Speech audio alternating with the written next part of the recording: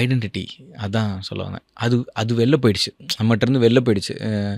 அப்புறம் அது ரொம்ப ஹாண்ட்டும் பண்ணுச்சு, ரொம்ப போட்டு உலுக்கி எடுத்துருச்சு. So what I thought is like, திரும்ப இதை சம்பாதிக்கிறதுக்கு ஒரு வேலை பண்ணக்கூடாது, நமக்கு பிடிச்சத நமக்கு பிடிச்ச மாதிரி பண்ணுறதுக்கு நம்ம யாருன்னு நமக்கு தெரிஞ்சுக்கிறது மாதிரியான விஷயத்த தான் பண்ணுவோம்.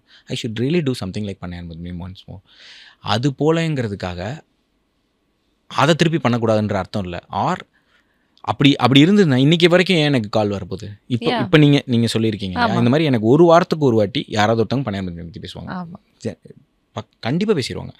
ஸோ அப்போது மேபி அதுக்கு எக்ஸ்டர்னல் ஃபேக்டர்ஸ் ஏதாவது காரணமாக இருக்குன்னு சொல்லிட்டு எழுத ஆரம்பித்தது தான் சித்தா. ஸோ